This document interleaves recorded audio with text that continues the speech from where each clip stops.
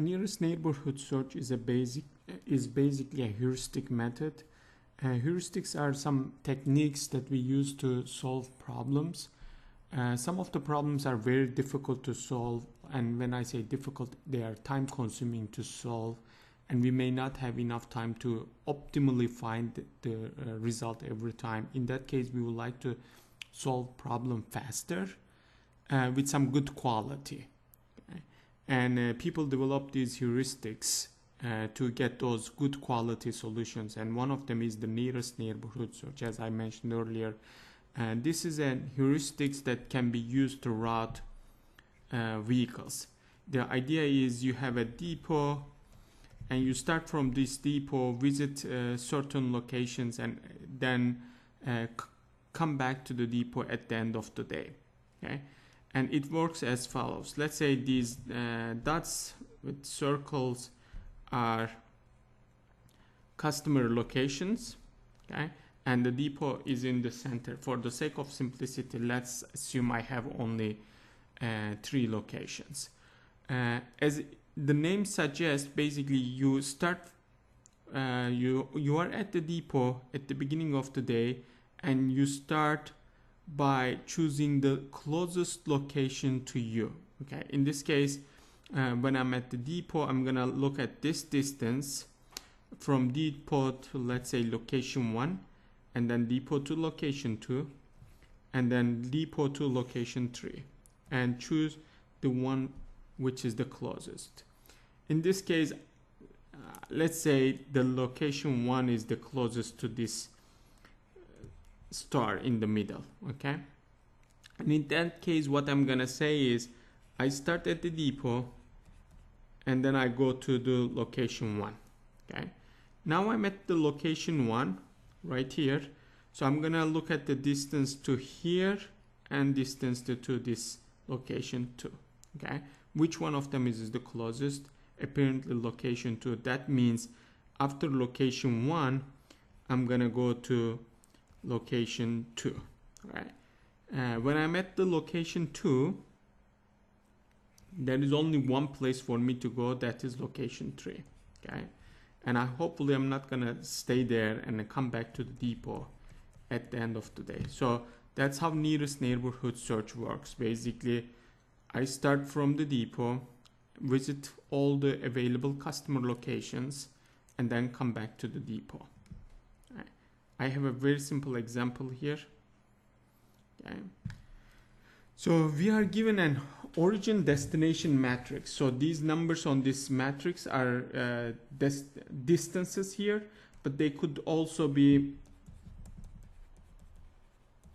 time. Perhaps these numbers are all travel times, or they could be the cost of travel. Okay, and our idea is basically minimizing the total distance traveled, but again, it may take a lot of trial and error if you are just doing brute force optimization, or you may be using an optimizer. In that case, you have to code this problem and then get the results. Okay. On this matrix, there are a couple of things you need to be careful about. One of them is this O and D here. Basically, this tells you how you are going to read the table. Okay.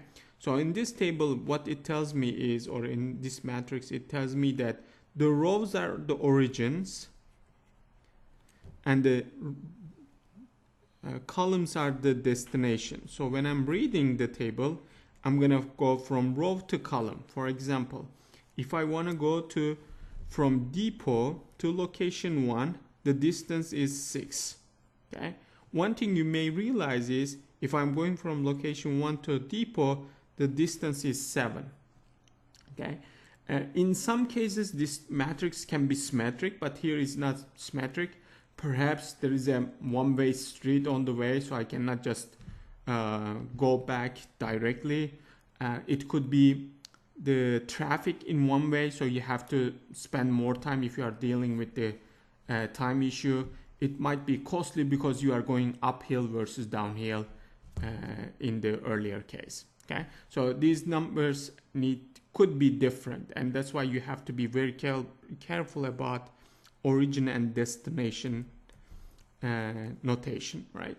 So what I need to do here is, okay, so it's telling me that there is a truck. It's gonna leave the depot, visit all these 6 customers, and come back to the depot. Okay, so this coming back to the origin or depot is very important. So you cannot really leave your truck at the customer location at the end of the day. So it needs to come back, and that's very important. Okay, and what we are required is find the route and then the distance traveled by the truck. So let's start doing that. So I'm at the depot at the beginning of the day, and I can go to the location 1 and the distance is 6.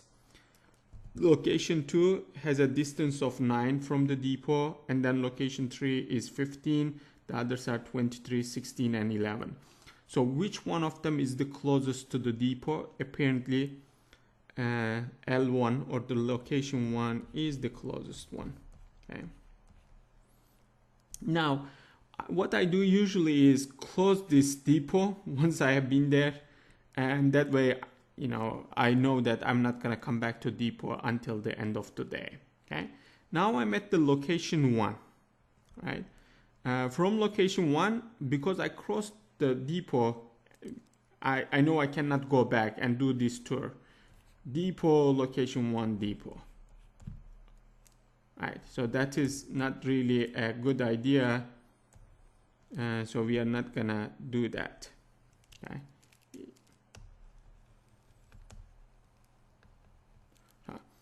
So I'm at location 1. I can go to location 2, which is 13. Location 3, which has 16. Location 4 has 29, and 7 for location 5, and 16 for location 6. Okay. So the question is, which one of them is the nearest location to me? Apparently that is L5. Okay. So from location 1, I can go to location 5. By the way, I can also find the part B here. This is part A, this is part B. So from the depot to location 1, it was 6 units. From location 1 to location 5, it is 7 units. So I just add them as I read it, so that, you know, once I'm done with the route, I also know the distances. Okay, so I'm gonna cross out location 1 as well. Right. Now I'm at location 5, and I can go to location 2, 3, 4, and 6, one of them. Okay, 2 is at 8, 3 is 19, 10, and 19. Okay, so closest one is apparently location 2 in this case. So I'm gonna go to location 2, and then the distance is 8, right? So I cross out the location 5, so I know I'm not gonna visit that location again today, right? So I'm at location 2. I can go to location 3, 4, or 6. Okay, location 3 has 14 units of distance. Location 4 is 3 units of distance, and location 6 is 16. Apparently this is the closest one, which means from location 2, I'm gonna travel to location 4. Okay, and then I'm gonna cross this location 2 out, and you can do some other ways for reminding you that it has been visited, like an asterisk or some other means. The important thing is you just mark somehow so that you know you have been there, and you would not try to go to that location again. So from location 2 to location 4, it is 3 units, and then I'm at location 4. I can visit either location 3, which has 12 units of distance, or location 6, which is 21, and the closest one is location 3. Okay, I'm gonna cross this one out as well, and the distance is 12. Okay, so I'm at location 3. The only place that I can go is location 6. Okay, that is another 12 here. Okay, and now I visited all the customers. That means I can go back to the depot, and I end up at location 6. That means I'm gonna go from location 6 to the depot, which is right here, and that is 11. Okay, so my route is from depot, visit location 1, then 5, then 2, 4, 3, 6, and depot. And the total distance I travel is 13, 21, 24, 36, 48, and that result is 59, and I hope that is correct.